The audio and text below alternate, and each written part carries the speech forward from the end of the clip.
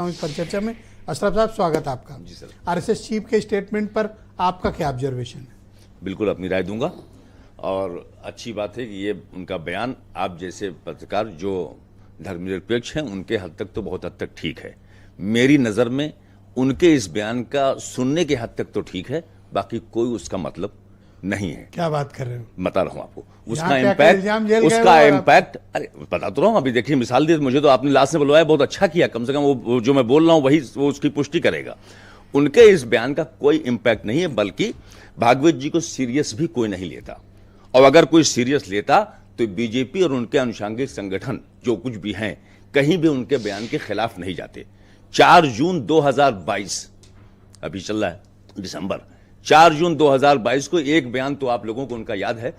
उन्होंने कहा था हर मंदिर के नीचे, हर मस्जिद के नीचे शिवलिंग मत ढूंढो। वो सिर्फ एक ही बयान नहीं था, उन्होंने ये भी कहा था कि आजादी के समय जो मुसलमान यहां रुक गए हैं उनकी सोच ये रही होगी कि यह देश भी मेरा है। उन्होंने ये भी कहा था कि पूजा पद्धति तो अलग हो सकती है, लेकिन हैं तो इस देश के वासी। कितना उसका असर पड़ा। तो कहने का मतलब है कि अगर भागवत जी की बात को बीजेपी को भी पता है कि इनका एक बयान है, इन्होंने इसे दे दिया, और आप लोगों के लिए एक इशू हो गया, चलो ठीक इस पर डिबेट कर लेते हैं। वरना सच्चाई ये है कि वो कोई भी बयान दें, बाकी मिश्रा जी ने बता दिया कि हम किसी की सुनने वाले नहीं, मानने वाले नहीं। और जो मिश्रा जी कह रहे हैं बिल्कुल मैं मानता हूं, यही एक आम हिंदू की सोच है जिसको उन्होंने रिप्रेजेंट किया है। बाकी आरएसएस बच बचा के अपनी बात कह रही है, सिन्हा साहब भी थोड़ा उसमें दाएं बाएं जा रहे हैं। मुझे उस बात से मिश्रा कह रहे हैं तो गजवाए हिंद को मजबूत कर रहे हैं। नहीं, अब आप देखिए ना कि अभी अगर ये बात बिल्कुल ठीक है और ये लगता है कि हाँ साहब मोहन भागवत जी सीरियस हैं, सबसे ज्यादा असर किसका उनको है? सरकार बनाने में जो रोल है, जो भी ये 240 के आसपास आई, इसमें बीजेपी आरएसएस का बहुत बड़ा रोल है। क्यों नहीं आप कहते मोदी गवर्नमेंट को, सेंट्रल गवर्नमेंट को कि भैया एक बिल पेंडिंग पड़ा हुआ है, उसमें 4 साल से तुमने जवाब नहीं दिया, इसका हल निकाल दो, तब तो मैं मानूं कि भागवत जी सीरियस है। वरना मेरे नजर में भागवत जी की बात बस एक बयान के हद तक है, और कहीं से कोई खुशफहमी हमको नहीं, बड़ा अच्छा बयान दे दिया और साहब उसका स्वागत है। इतने बड़े बड़े मौलाना करें वो लोग स्वागत, उनका तो काम यही है। पर मैं अप्रिशिएट करूंगा अपने अशोक सिन्हा जी का। क्या ये संपूर्ण सहमत नहीं है? ये सहमत क्या है? सहमत खुलकर देखिए, उनका जो बयान है, देखिए उनका अत्याचार कर रहे हो मेरे ऊपर, उनका जो इनको बोले नहीं दो। देखिए उनका जो बयान है वो मैंने जितने कायदे से आपको एलेबोरेट कर लिया, सिन्हा जी भी चाहते तो उस पर रोशनी डाल सकते थे।